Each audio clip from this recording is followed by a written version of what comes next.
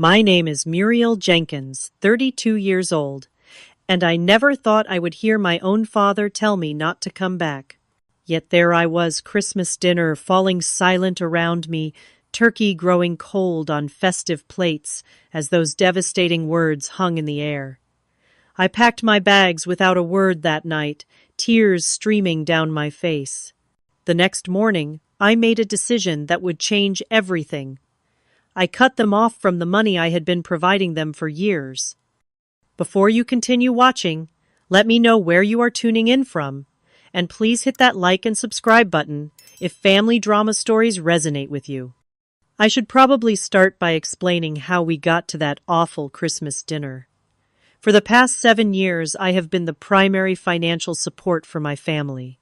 I work in finance, specifically investment banking, and through a combination of hard work, strategic career moves, and admittedly, some lucky market timing, I became what most would consider wealthy by my 30th birthday. My portfolio crossed the $1 million mark 2 years ago, and my annual income is now in the mid-six figures. I never expected to be the successful one in my family, but life has a way of surprising you. My father, James Jenkins, worked at the same manufacturing plant for 28 years before they closed down and moved operations overseas. He was 53 at the time with no college degree and specialized skills that suddenly became obsolete. Despite his best efforts, the only jobs he could find paid less than half his previous salary. His pride took a massive hit, especially since he had always been the provider. The strong one. The man who worked 3 jobs when we were little to make sure we never went hungry. Around the same time Dad lost his job, Mom was diagnosed with fibromyalgia. The chronic pain condition made it difficult for her to continue her part-time job as a school secretary. The medical bills started piling up, especially since their insurance coverage, through Dad's work, disappeared along with his job. They were too young for Medicare, but too cash-strapped to afford decent private insurance. That was when I stepped in. I had just received a substantial promotion and bonus, and it seemed natural to help the people who had sacrificed so much for me growing up. At first, it was just covering a medical bill here, helping with groceries there. But eventually, it evolved into a regular arrangement where I sent them $3,000 every month to help with the mortgage utilities and Mom's medications. My siblings had different reactions to this arrangement. My younger sister Lauren, who is 27, resented it deeply. She had dropped out of community college and was working various retail jobs, never quite finding her footing.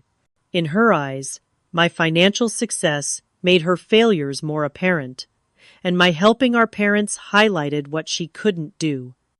Every family gathering became an exercise in navigating her passive-aggressive comments about my fancy job and showing off with expensive gifts. My brother, Ethan, 29, took a more neutral stance publicly. He had completed a teaching degree, but was struggling with student loans and the modest salary of a high school history teacher. He still lived at home with our parents, ostensibly to help care for Mom, but the free rent was undoubtedly a factor. He never criticized my help openly, but I could sense his discomfort with the family's dependence on me. We came from a proudly working-class background. Dad had been a union man who valued self-sufficiency and hard work above all else. Mom was the daughter of immigrants who had instilled in her the importance of family loyalty and sacrifice. They had raised us with solid middle-class values, emphasizing education as the path to security. None of us had expected the economic rug to be pulled out from under our parents in their 50s, least of all my father. I could see how my financial help wounded his pride. Each month when I transferred the money, I would get a stiff thank you call from him, his voice tight, with what I recognized as suppressed shame. Mom was more gracious about accepting help, but even she would sometimes make comments about when things get back to normal, as if their financial independence was just around the corner, despite years of evidence to the contrary. Christmas had always been the centerpiece of our family traditions.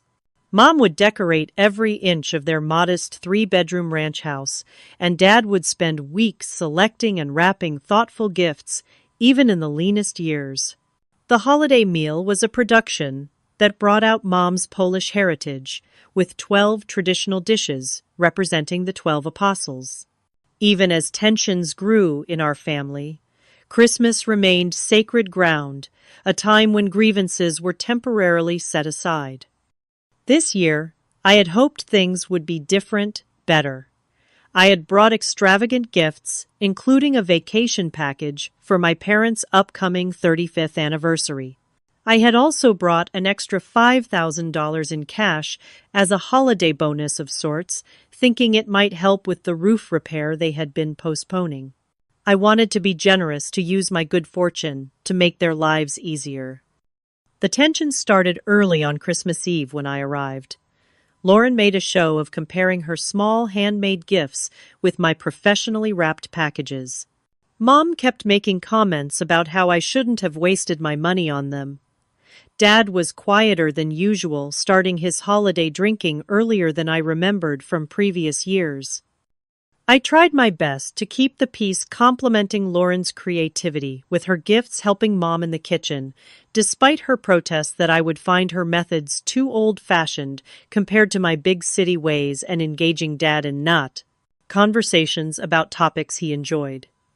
I was walking on eggshells, as I had been for years, desperately trying to be both successful and humble, generous but not showy, helpful without being condescending. By the time we started preparing Christmas dinner, the undercurrents of tension were impossible to ignore. Mom winced with pain as she lifted the turkey, but waved away my offers to help. Lauren rolled her eyes when I suggested a new recipe for cranberry sauce. Dad had already gone through several beers, his cheeks ruddy and his laugh a little too loud. And still, I kept up the cheerful facade, determined to make this Christmas special, to buy a brief period of harmony with my presence and my gifts. I had no idea how spectacularly my hopes were about to implode. Christmas dinner began pleasantly enough. The dining room table was beautifully set with Mom's best china and the silverware that only came out for special occasions. The food looked and smelled amazing, the culmination of 2 days of preparation.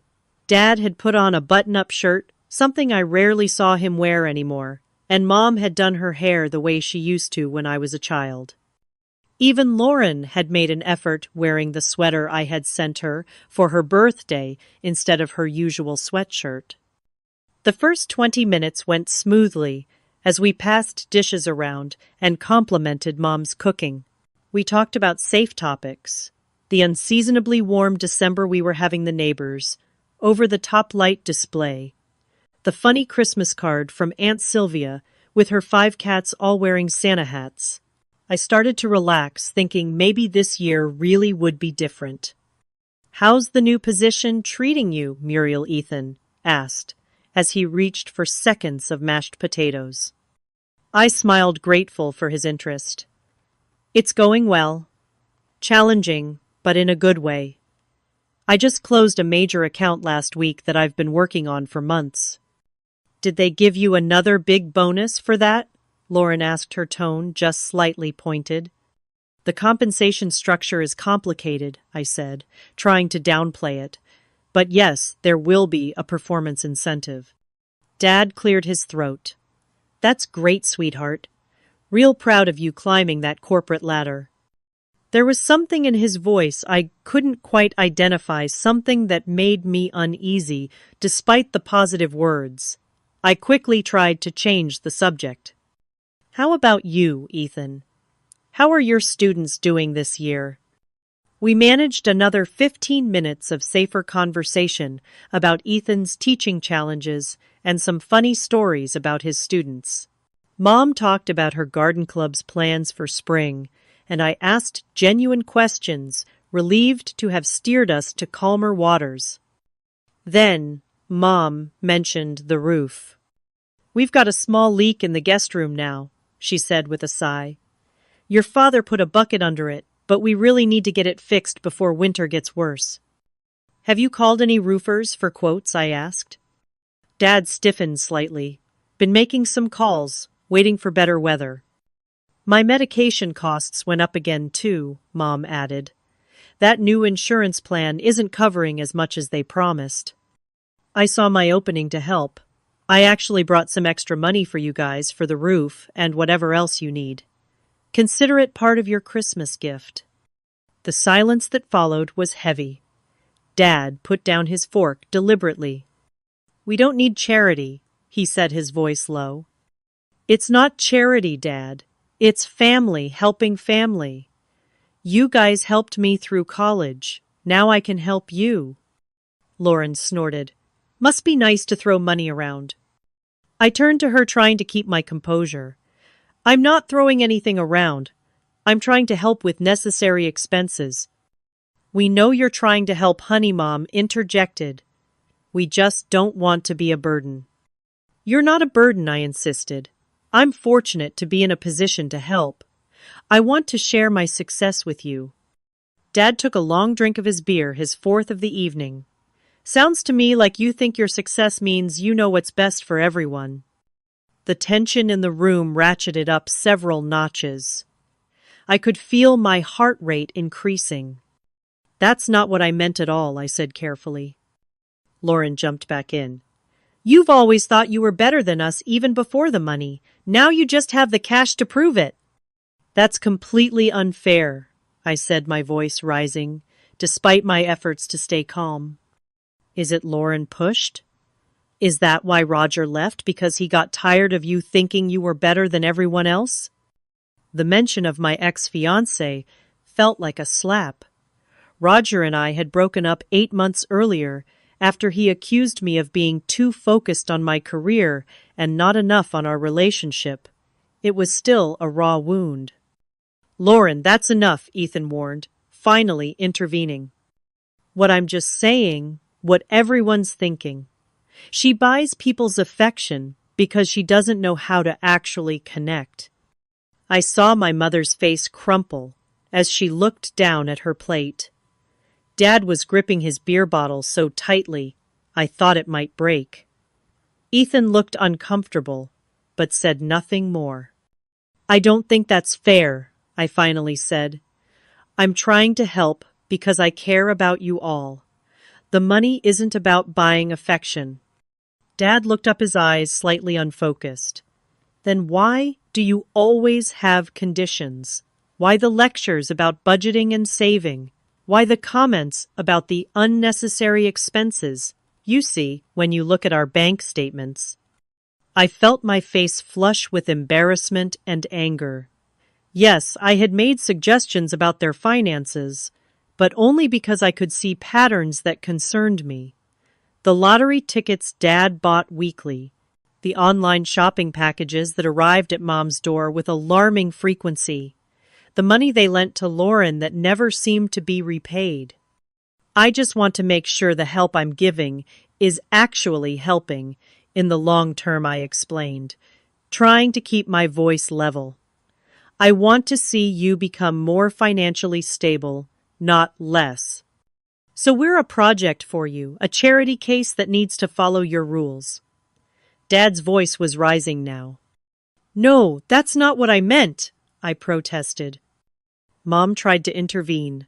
Let's talk about something else. Who wants dessert? I made your favorite pie, Muriel. But the tension had reached a breaking point. Dad slammed his hand on the table, making the dishes rattle. No, Margaret, we need to clear the air. I'm tired of feeling like I'm on probation in my own home, like my own daughter is the parent now. Dad, please, I said, tears starting to form in my eyes. That was never my intention. Your intentions don't matter. If this is how you make us feel, he shot back. Every month taking your money feels like swallowing my pride. And then you show up here with your fancy car and designer clothes, bringing expensive gifts we can't reciprocate, offering extra cash like we're some sort of investment that isn't performing well enough. James, my mother said, softly placing her hand on his arm. He shook it off. No, Margaret. She needs to hear this. We appreciated the help when we really needed it, Muriel. But your help comes with too many strings, too many opinions, too many reminders that we failed while you succeeded. I felt like I couldn't breathe. I never meant to make you feel that way. Dad stood up, swaying slightly from the alcohol. Well, you did, and I'm done with it. We're done with it. We don't need your charity with strings attached. James, please sit down, Mom pleaded. No, he shouted, his face flushed with anger and humiliation. I want her to understand. Don't come back until you learn some respect. Don't come back until you can be a daughter instead of a benefactor. The silence that followed was absolute. I could hear the clock ticking in the hallway, the faint sound of Christmas music from the neighbor's house, the blood rushing in my ears. No one moved. No one spoke. My father's words hung in the air between us like a physical barrier. I carefully placed my napkin beside my plate and stood up. I'm sorry you feel that way. I managed to say, my voice barely audible. I should go. No one protested. No one followed as I walked woodenly up to my old bedroom and mechanically packed my overnight bag. I could hear hushed, angry voices from the dining room but couldn't make out the words. It didn't matter. The message had been delivered loud and clear. As I carried my bag downstairs, I paused in the dining room doorway. They all looked up, their faces, a mixture of anger, embarrassment, and in my mother's case, distress. But no one said a word to stop me. Merry Christmas, I said flatly, then turned and walked out the door into the cold December night, leaving behind the family that had just rejected me and the remnants of a holiday meal that had turned to ash. The 20-minute drive to the nearest hotel passed in a blur. I operated on autopilot, my hands gripping the steering wheel, my vision occasionally blurring with tears. I refused to let fall. The Holiday Inn had one room left, a small Mercy, on Christmas night. The desk clerk took in my red eyes and smudged makeup with a sympathetic glance, but didn't ask questions. Once inside the anonymous hotel room with its generic artwork and too-firm bed, I finally allowed myself to break down. The sobs came from somewhere deep and primal, shaking my entire body as I curled up on the bed, still wearing my Christmas sweater and good slacks. Years of tension, resentment, and hurt poured out of me in waves until my throat was raw and my eyes swollen. As the initial storm of emotion subsided, memories began to flood in. Dad teaching me to ride a bike, running alongside me with his hand steadying the seat. Dad working an overnight security job, then coming home to make us breakfast, before catching a few hours of sleep and heading to his second job. Dad beaming with pride at my high school graduation, telling everyone within earshot that I was going to college on a scholarship. When had it all changed? When had I transformed from his pride and joy to someone he wanted out of his life? Was it truly the money, or had there been fractures in our relationship long before that I had been too blind to see? My phone buzzed with a text from my mother. He didn't mean it. He's been under so much stress. Please come back tomorrow when things calm down. No apology. No acknowledgement of how deeply his words had hurt me. Just an excuse and a request for me to pretend it never happened. It was the same pattern we had followed for years, sweeping conflict under the rug instead of addressing it. Ethan texted next. That was rough. Dad was way out of line, but you know how he gets when his pride is hurt. Give it a few days. Again, an acknowledgement that Dad was wrong, but with an implicit expectation that I would eventually come around, make peace, continue the dysfunctional cycle. I opened Instagram to distract myself and immediately regretted it. Lauren had posted a vague but pointed status. Some people think money can replace genuine connection and respect. Spoiler alert, it can't. Several relatives had already liked it, taking sides without knowing the full story. Sleep eluded me that night. I lay awake replaying every moment of the disastrous dinner, thinking of all the things I should have said or done differently. But as the hours passed and dawn approached, another perspective began to take shape in my mind. 6 months ago, my financial advisor had gently suggested that I might be enabling dependency rather than providing genuine help to my family. Sometimes giving money without addressing the underlying issues can prevent people from making necessary changes, she had said. I had dismissed her concerns at the time, defensive about my family dynamics. Now her words came back to me with new clarity. For 7 years, I had been pouring money into a situation that never improved. My parents were no closer to financial stability. Lauren seemed to resent me more with each passing year. And now, despite all my financial support, my own father had told me not to come back. As Christmas morning light filtered through the hotel curtains, I reached for my phone and called Dr. Patel, my therapist. I wasn't sure she would answer on a holiday, but to my surprise, she picked up on the third ring. "Muriel, is everything all right?" I gave her the abbreviated version of the previous night's events, my voice occasionally catching as I relived the humiliation and hurt. "I'm so sorry you experienced that," she said, when I finished. "What are you thinking of doing now?" "I'm considering cutting off financial support," I said, surprising myself with how firm my voice sounded. Not out of revenge, but because I think it might be healthier for everyone. "Tell me more about your reasoning," she prompted. For the next 30 minutes, I talked through my thoughts. How the money had created an unhealthy power dynamic. How it seemed to foster resentment rather than gratitude. How it enabled my parents to avoid making difficult but necessary changes to their lifestyle. How it positioned me as a parent figure rather than a daughter. "It sounds like you've given this considerable thought," Dr. Patel said. "If you do decide to discontinue financial support, how would you communicate that?" That question led to another 20 minutes of discussion about boundaries, clear communication, and the emotional fallout I could expect. By the end of the call, I had a plan. Back at my laptop, I composed a carefully worded email to my entire family. "Dear Mom, Dad, Ethan, and Lauren. After much reflection on our Christmas dinner conversation, I've made a difficult decision. Effective immediately, I am suspending the financial support I have been providing.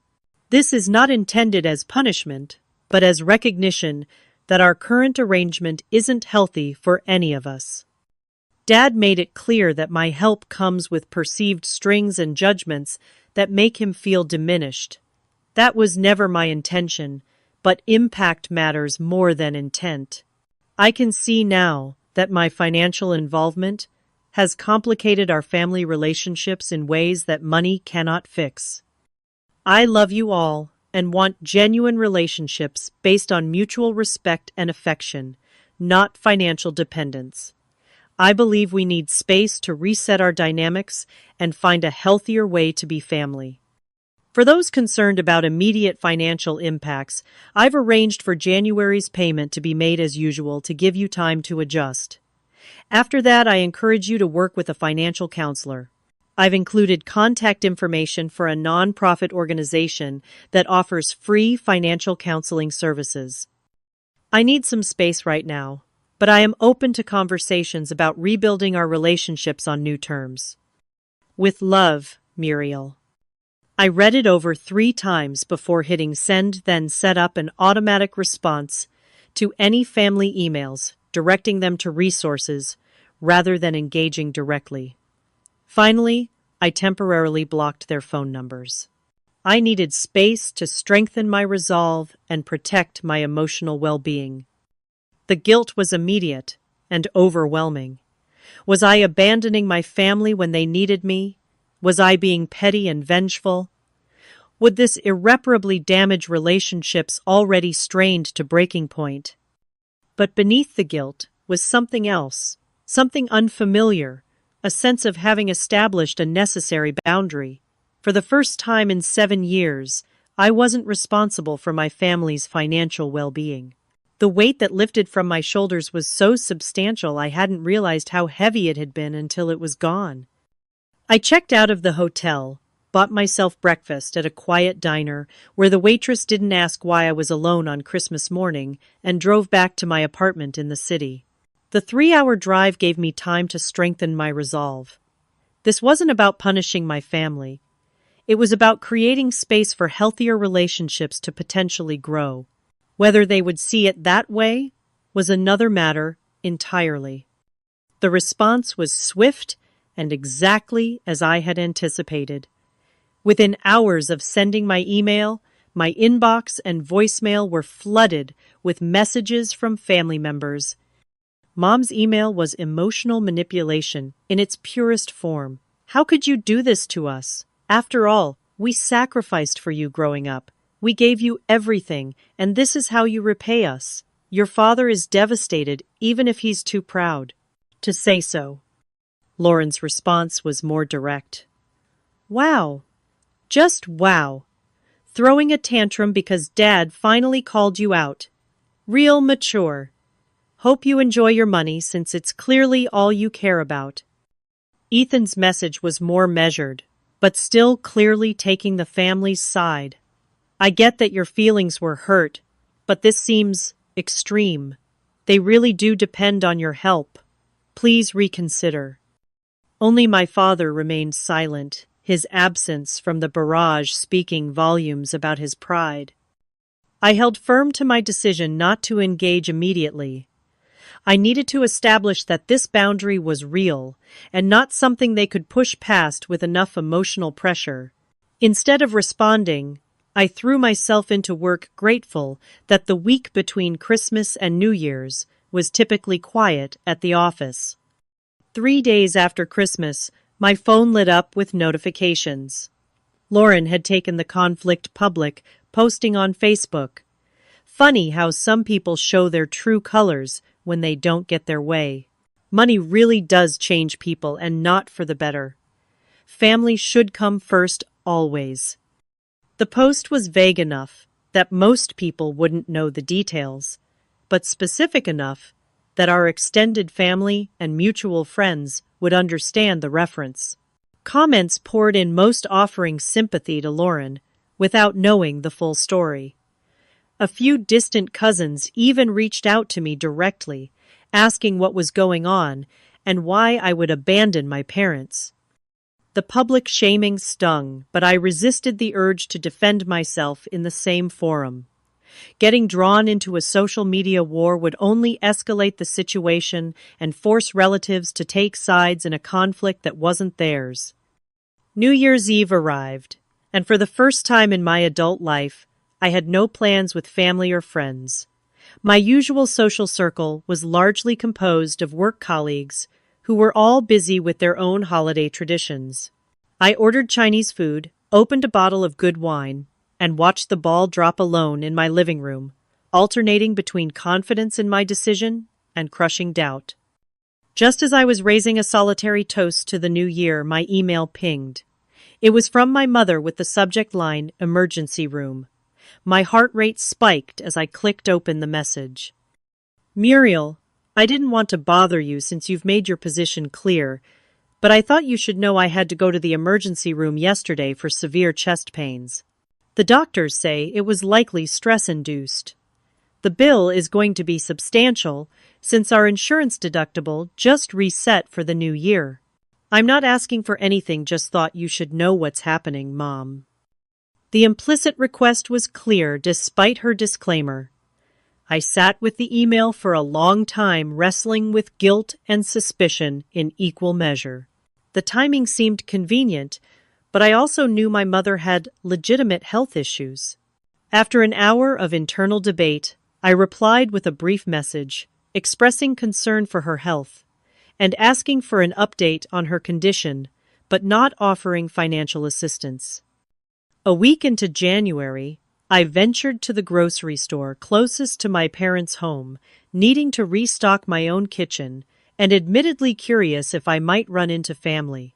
The universe delivered on that unspoken wish in the produce section where I literally bumped carts with Lauren. Her eyes widened in surprise, then narrowed with anger. "Well, look who it is. Enjoying your freedom from family obligations." I kept my voice low. "Lauren, this isn't the place."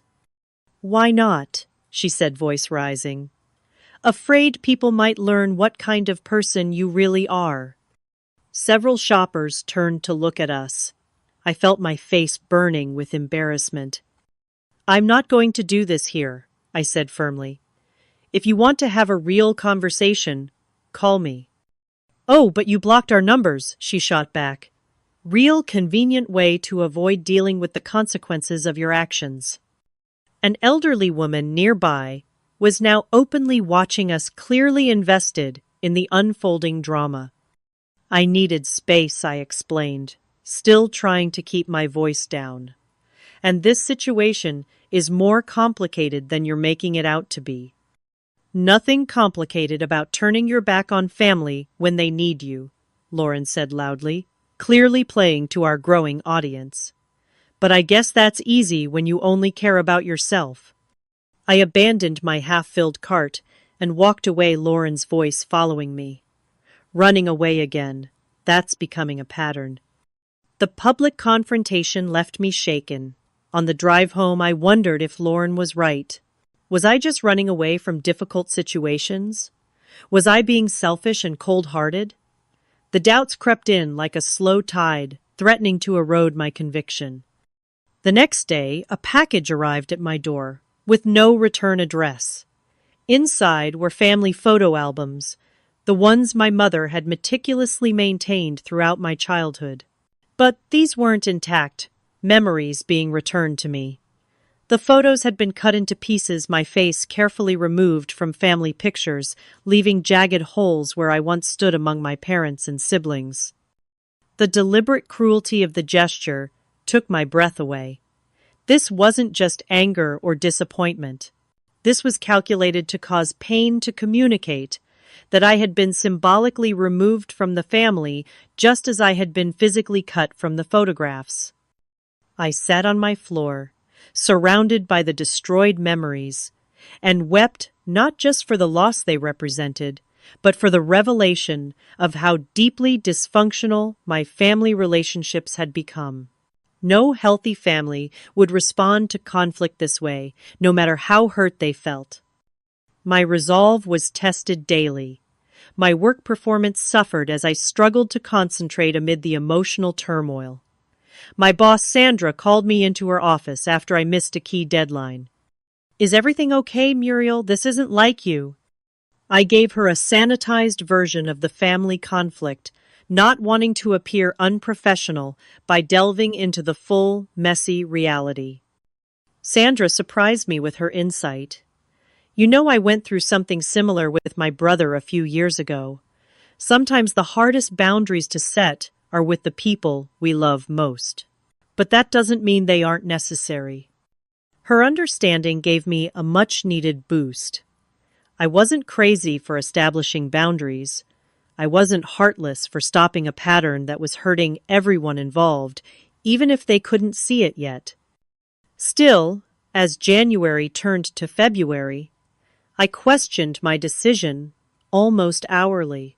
Had I overreacted to one bad night, one hurtful comment made under the influence of alcohol and wounded pride? Should I have tried harder to make things work before taking such a drastic step? Was I punishing my entire family for my father's words? But then I would remember the years of tension, the growing resentment on both sides, the way money had poisoned our relationships rather than strengthened them. And I would remind myself that sometimes the hardest decisions are also the right ones. 4 weeks after our Christmas confrontation, my phone rang with Ethan's number. I had unblocked the family contacts a week earlier, though none of them had reached out until now. I answered with trepidation. Muriel, it's Ethan. Dad's in the hospital. The world seemed to stop for a moment. What happened? Is he okay? He collapsed at a job interview. They think it might be his heart. Ethan's voice cracked slightly. The doctors are running tests. Which hospital? I'm on my way. The drive to Regional Medical Center took nearly 2 hours in rush hour traffic, my mind racing with worst-case scenarios. What if he died before I got there? What if our last interaction was that awful Christmas dinner? The thought was unbearable. The hospital's parking garage was nearly full, forcing me to circle for precious minutes before finding a spot. I ran to the main entrance, got directions to the cardiac unit, and hurried through seemingly endless corridors until I reached the waiting area. Mom was there looking smaller and older than I remembered, her hands clutching a tissue. Lauren sat beside her, eyes red-rimmed but hard when they met mine. Ethan stood as I approached, uncertainty written across his face. "How is he?" I asked, slightly breathless from my rush. "Stable for now," Ethan replied. "They're still doing tests." Mom looked up at me, her expression a complex mixture of relief, resentment, and exhaustion. "You came." "Of course I came," I said, hurt that she would think otherwise. "He's my father." Lauren scoffed quietly. "When it's convenient." I swallowed the retort that rose to my lips. This wasn't the time or place. What have the doctors said? Elevated cardiac enzymes, Ethan explained. They're concerned it might be stress-induced cardiomyopathy. Broken heart syndrome, Lauren added pointedly. Gee, wonder what could have caused that kind of stress. Mom put a hand on Lauren's arm. Not now. We sat in uncomfortable silence for nearly an hour, the tension so thick it seemed to have a physical presence among us. A doctor finally appeared, asking for the Jenkins family. Mr. Jenkins is stable, he explained. We've ruled out a major heart attack, but there is evidence of a cardiac event triggered by extreme stress. His blood pressure was dangerously high when he was admitted. Will he be okay? Mom asked, her voice small. With proper medication, stress management, and lifestyle changes, yes. But I cannot emphasize enough how important it is to reduce stressors in his life. His body is sending a very clear warning. After the doctor left, the implicit accusation hung in the air. I had added to my father's stress by cutting off financial support. I had potentially contributed to his medical crisis. The guilt was overwhelming, but a small voice of reason reminded me that my father's health was not solely my responsibility. Years of poor diet, lack of exercise, excessive drinking, and his own stubborn refusal to address his mental health had all played significant roles. Can I see him? I asked. Mom hesitated, then nodded. He's resting. Try not to upset him. The walk to his room felt like walking to my own execution. I paused at the doorway, taking in the sight of my strong, proud father, looking frail in a hospital gown, various monitors beeping softly around him. His eyes were closed, face ashen against the white pillow. I approached quietly and sat in the chair beside his bed. For several minutes I simply watched the rise and fall of his chest, grateful for each breath. Then, when I was sure he was truly asleep and couldn't hear me, I began to talk. I'm so sorry, Dad. I never wanted to hurt you. I just didn't know how to help without making things worse. I didn't know how to be your daughter and your supporter at the same time. I messed it all up. Tears streamed down my face as years of complicated emotions poured out in whispered confessions to my unconscious father. I talked about how much I had admired him growing up, how devastating it had been to watch his confidence erode, how desperately I had wanted to fix things, and how helpless I felt when money only seemed to widen the gap between us. "I just want my dad back," I finished, my voice breaking. "Not because of what you can provide or what I can give you, but because you're my father and I love you." Emotionally drained, I sat back in the chair and closed my eyes. Something caught my attention on the bedside table, an unfamiliar leather-bound journal with my father's initials embossed on the cover. Dad had never been one for journaling, at least not that I knew of. I hesitated, knowing I would be violating his privacy, but drawn to any insight that might help me understand him better. I carefully opened the journal to a random page from about 6 months earlier. "Accepted M's money again today. Every month it gets harder. Used to be proud of providing for my family. Now I'm the one being provided for. What kind of man am I now? What does she really think of her old man pity disappointment? Hard to look her in the eye these days." I flipped forward a few pages. Saw an opening for a night security position, like the one I worked when the kids were little. Probably won't pay much, but it would be something. Anything to feel useful again. Margaret worries about my health, says I'm too old for night shifts now. Maybe she's right. But what's the alternative? Watching my daughter support us indefinitely, watching the respect drain from her eyes year after year. Another entry from early December. M called today to confirm Christmas plans, bringing expensive gifts again, no doubt. Lauren's still bitter about the whole situation. Can't entirely blame her. Hard to watch your sister succeed while you struggle. Told Margaret we should tell M to ease up on the gifts, but she says it would hurt M's feelings. Caught between pride and not wanting to seem ungrateful. No good solution. And then, most revealing, an entry from just days before Christmas. Got the security job. Starting after New Year's. Pay is better than expected. Not enough to get completely out from under M's help right away, but it's a start. Planning to surprise everyone at Christmas dinner with the news. Maybe seeing me trying will help M understand I don't want to be a charity case forever. Maybe things can start getting back to normal. I closed the journal, my hands shaking. All this time I had misunderstood his silence as passive acceptance or stubborn pride. In reality, he had been fighting his own internal battle, struggling to regain his sense of purpose and self-worth. Muriel. My mother's voice came from the doorway. I quickly put the journal back where I found it. "He's still sleeping," I said, wiping away tears.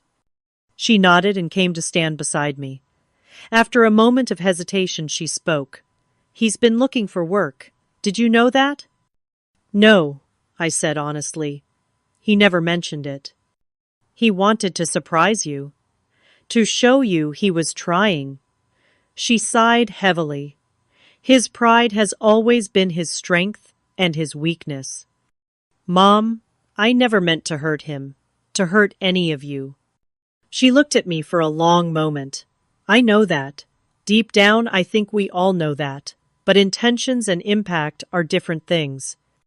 It was exactly what I had written in my email to them, my own words coming back to me. Impact matters more than intent. The conversation was interrupted by Lauren and Ethan entering the room. Lauren was still hostile, but something in her demeanor had shifted. She looked exhausted, the anger giving way to a bone-deep weariness. "We should talk," Ethan said. "All of us. But not here." We moved to the hospital cafeteria, the four of us sitting at a small table with untouched coffees in front of us. For a moment, no one seemed to know how to begin. "I've been angry at you for so long," Lauren finally said, her voice uncharacteristically subdued. "Not just about the money, but about everything being so easy for you." "Easy?" I repeated, genuinely surprised. Lauren, nothing about my career has been easy. But you always knew what you wanted, she insisted. You had direction, purpose.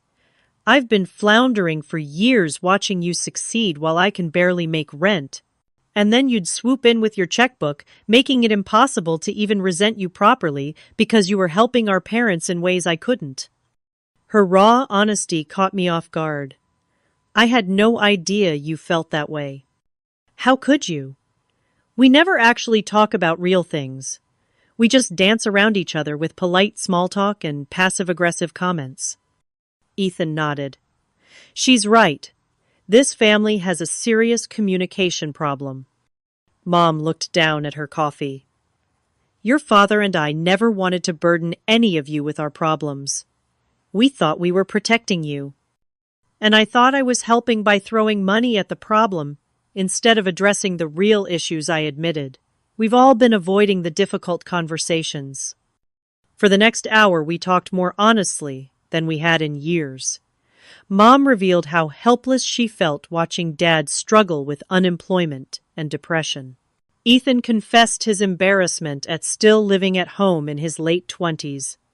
Lauren acknowledged that her resentment toward me had prevented her from making positive changes in her own life. And I explained my perspective, how offering financial help had been my way of showing love, but I had failed to see how it was changing our family dynamics for the worse. How cutting off the money had been about trying to reset those dynamics, not punishing them. I still think you could have handled it differently, Lauren said, but her tone lacked the earlier venom. You're right, I acknowledged. I reacted emotionally instead of talking it through. I'm sorry for that. So what happens now? Ethan asked, looking between us. I'm not going to resume the monthly payments, I said firmly. I think we all understand that arrangement was doing more harm than good, but that doesn't mean I don't want to help in other ways. What other ways? Mom asked cautiously. We'll figure it out together, I said. But whatever we do, it has to be built on mutual respect, clear communication, and an understanding that money is just money. It's not love, it's not approval, and it shouldn't be the foundation of our relationship. We returned to Dad's room to find him awake, looking confused and vulnerable in a way that broke my heart. When he saw me, his expression was unreadable. The doctor says you need to rest, Mom said, going immediately to his side. I'll come back tomorrow, I said, not wanting to overwhelm him. As I turned to leave, his voice stopped me, weak but determined. Muriel, stay, please. We need to talk. Mom, Lauren, and Ethan tactfully excused themselves, leaving me alone with my father for the first time since Christmas. I returned to the chair beside his bed, heart pounding with nervousness. You look tired, he said, his voice rougher than I remembered. So do you, I replied with a small smile. He looked down at his hands, the ivy lines stark against his skin. I said terrible things to you, unforgivable things. Not unforgivable, I said quietly. I was drunk and angry, but that's no excuse. He looked up, meeting my eyes directly for what felt like the first time in years. I was wrong, Muriel. I'm sorry. The simple apology, delivered without qualifications or defensive explanations, stunned me. My father had never been one to admit fault easily. I'm sorry too, I said. I should have recognized how my help was affecting you, affecting all of us. He shook his head slightly. You were trying to help. I know that. My pride got in the way of my gratitude. We sat in silence for a moment, the beeping monitors providing a steady backdrop to our tentative reconciliation. I got a job, he finally said. Night security at the business complex on Miller Road. Was going to tell everyone at Christmas, but then... I know, I said. Mom mentioned it. That's wonderful, Dad. A spark of the old pride flashed in his eyes. Pays decent. Benefits, too, after 90 days. Not enough to fix everything right away, but it's a start. I'm proud of you, I said, meaning it deeply. He swallowed hard. Your email about cutting off the money. It hurt at first, felt like another rejection. But then I realized maybe you were right. Maybe we'd all gotten too comfortable with an arrangement that wasn't healthy for any of us. I hadn't expected this level of insight from him. That's exactly what I was trying to say, though I could have communicated it better. We've never been great communicators in this family, he said with a wry smile. Something we need to work on. I'd like that I agreed. Dad shifted uncomfortably in the bed. About the money. I don't want to go back to how things were. Makes me feel less than. But I'm also practical enough to know we've got some tough months ahead until my job is stable. I've been thinking about that, I said. What if instead of me just sending money every month, I helped in more specific ways, skills instead of cash, where possible? What do you mean? Well, for instance, I could help you create a realistic budget based on your new income. I could help Mom negotiate with her medical providers for lower rates or payment plans. I could help Lauren with her resume and job search, if she's open to it. I paused, then added, the goal would be to help you all become more financially independent, not to keep you dependent on me. He considered this, then nodded slowly. I'd be open to that kind of help. Feels more like partnership than charity. Exactly, I said, relieved he understood. And for immediate needs like hospital bills, maybe we could work out a short-term plan that has a clear end date. I'd still want to contribute something, he insisted, even if it's small. Of course I agreed, recognizing how important this was to his sense of dignity. We talked for another 30 minutes, until a nurse came in to check his vitals and gently suggested he needed rest. As I stood to leave, he caught my hand. Muriel, I never meant it, you know. What I said about not coming back. This will always be your home no matter what. The simple statement healed something broken inside me. I know, Dad. Get some rest. I'll be back tomorrow. Over the next week, as Dad recovered and prepared to come home, I arranged for a financial counselor to meet with the whole family. Lauren was initially resistant, viewing it as another example of me thinking I knew best. But when I made it clear that the counselor would be working with all of us, including me, to establish healthier financial patterns, she reluctantly agreed. The first session was awkward and tense. Mom was defensive about her spending habits. Dad was embarrassed by the details of their financial situation being laid bare. Lauren sulked and provided minimal input. Ethan tried to play peacemaker as usual. The counselor, Miss Rodriguez, handled it all with calm professionalism. Financial problems in families are rarely just about money, she observed. They're about communication, power dynamics, and often unaddressed emotional issues. We need to tackle all of those aspects. By the end of the 2-hour session, we had a preliminary plan. Dad's new income would cover basic household expenses. Mom would apply for a prescription assistance program for her medications. I would help with the hospital bills on a declining scale, 3 months of full payment, 3 months at 75%, 3 at 50%, and so on, until they could manage independently. Most importantly, we established clear boundaries around money discussions. We created a monthly family meeting specifically for financial matters so these discussions wouldn't bleed into every interaction and holiday. We agreed that any financial help I provided would be documented with clear terms and end dates, removing the open-ended nature that had caused so much tension. Our first post-hospital family dinner was tentative and strained. We were all on our best behavior, overly polite, carefully avoiding potential trigger topics. It reminded me of dining with distant acquaintances rather than family. Toward the end of the meal, Dad cleared his throat. This is ridiculous. We're walking on eggshells around each other.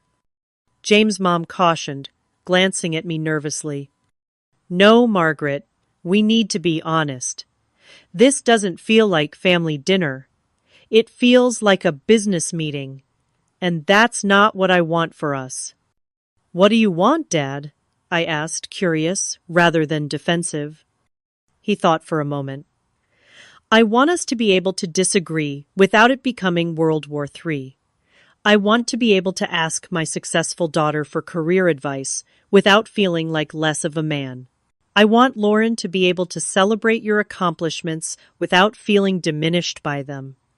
I want us to be a family that supports each other in all ways, not just financially. It was perhaps the most emotionally articulate I had ever heard my father be. The heart attack seemed to have broken down some wall within him. I'd like that too, I said softly. Lauren, who had been quiet for most of the evening, surprised me by speaking up. I've been thinking about going back to school, maybe finishing my degree. That's great, I said, careful not to sound too enthusiastic and trigger her defensiveness. I was wondering, she continued, not quite meeting my eyes, if you might help me figure out financial aid options. Not paying for it, she added quickly. Just navigating the system. You're good at that stuff. It was the first time Lauren had ever directly asked for my help with something. The significance wasn't lost on any of us. I'd be happy to, I said simply. Ethan seized the opening. Actually, I've been working on a business idea. Nothing big, just a side project developing history curriculum supplements for teachers. I've been hesitant to talk about it, but I could use some feedback on the business plan. Dad looked between us, a cautious hope in his eyes. See, this is what family should be. Supporting each other's goals, sharing skills. With my therapist's guidance, I drafted what she called a relationship reset document, a clear outline of healthy and unhealthy patterns in our family dynamics and commitments we each made to maintain the former and avoid the latter. We all reviewed it together, made adjustments, and finally, with a mixture of determination and trepidation, we all signed it. It felt strange and formal, almost like a business contract. But there was also something powerful about explicitly naming the dysfunctions we had danced around for years and committing to new patterns of interaction. This won't be easy, Dad said, as we all looked at our signatures. We've got years of bad habits to break. But we're all committed to trying, Mom added, reaching for his hand. Looking around the table at my imperfect, wounded, but trying family, I felt a cautious optimism take root. We had a long road ahead, but for the first time in years, it felt like we were all walking it together. 6 months after that fateful Christmas dinner, we gathered again at my parents' house, this time to celebrate Father's Day. So much had changed in that relatively short time, both practically and emotionally. Dad had not only maintained his security job, but had been promoted to shift supervisor, the first step on a management track that excited him. At 60, he had found a second career that suited his detail-oriented nature and experience. His health had improved dramatically, with regular exercise and a heart-healthy diet that Mom had embraced with characteristic determination once she accepted its necessity. Mom had found unexpected fulfillment in a support group for families navigating financial transitions. What began as a reluctant attendance to appease her counselor had evolved into a leadership role where she mentored other women dealing with similar challenges. The skills she developed advocating for reduced medical bills and negotiating with creditors had given her a new confidence. Lauren had completed her first semester back at community college, maintaining a 3.8 GPA while working part-time at a local marketing firm. The chip on her shoulder hadn't disappeared entirely, but it had diminished considerably as she found her own path. She and I still had moments of tension, but they no longer dominated our relationship. Ethan had launched his curriculum supplement business with my mentoring and a small business loan he had secured on his own merits. He had moved into his own apartment the first time he had lived independently since college. The family home felt emptier without him, but there was pride in watching him establish his adult life. As for me, I had gone through my own transformation. Working with my therapist, I had confronted my tendency to try to control situations through financial means, recognizing it as a response to the helplessness I had felt watching my parents struggle. I had learned to offer support without overstepping to listen, without immediately trying to solve to be a daughter and sister rather than a benefactor. The healing hadn't been linear. We had setbacks scattered among the progress weeks of old patterns, re-emerging arguments that reopened wounds, moments of doubt about whether we could truly change dynamics so deeply entrenched. But we kept coming back to the table, literally and figuratively, recommitting to the new path we had chosen together. New family traditions had emerged, replacing ones that had been centered around money and obligation. Instead of elaborate gift exchanges, we now prioritized experiences, cooking classes taken together, hiking trips to nearby state parks game nights that often ended in competitive laughter. The shift from material expressions of love to time and presence had been transformative. After dinner, Dad asked me to help him carry dessert plates to the kitchen, an obvious pretext for a private word. "I have something for you," he said, once we were alone. From behind the refrigerator, he pulled out a wooden box about the size of a large book, beautifully crafted with inlaid wood in geometric patterns. "Did you make this?" I asked, running my fingers over the smooth surface. He nodded, a hint of the old pride in his smile. "Been taking woodworking classes at the community center. Opens up the mind working with your hands." I carefully opened the box to find it filled with photographs, family pictures, spanning decades. Some I recognized from the albums that had been returned to me in pieces 6 months earlier. But these weren't damaged. They had been carefully restored, some obviously reassembled from fragments, others reprinted from negatives he must have hunted down. "Dad," I whispered, tears filling my eyes. "Took some time," he said gruffly. "Worth it, though. Family history shouldn't be casualties of family disagreements." I hugged him tightly, feeling the solid strength returning to his once frail frame. When I pulled back, he kept hold of my hands, his expression serious. "I need to tell you something, Muriel. Something I should have said years ago." I waited, giving him space to find the words. "My father," he began, "was not a good man. Drank too much, worked too little, raised his hand to my mother and me more times than I can count. I swore I'd be different. Would be the provider he never was. Would never let my family want for anything." I had known pieces of this history, but never heard him speak of it so directly. When I lost my job, couldn't find decent work, had to accept help from my own child, it felt like I had become him, after all. Different circumstances, same failure. He squeezed my hands. I was wrong. Being a man, being a father, isn't about being the one who earns the most. It's about showing up, admitting mistakes, putting family first. Took me too long to learn that lesson. "We're all still learning, Dad," I said softly. "The difference is now, we're learning together," he replied. We rejoined the others who had moved to the back porch to enjoy the early summer evening. Watching my family interact with the new ease that had developed between us, I reflected on the journey we had taken together.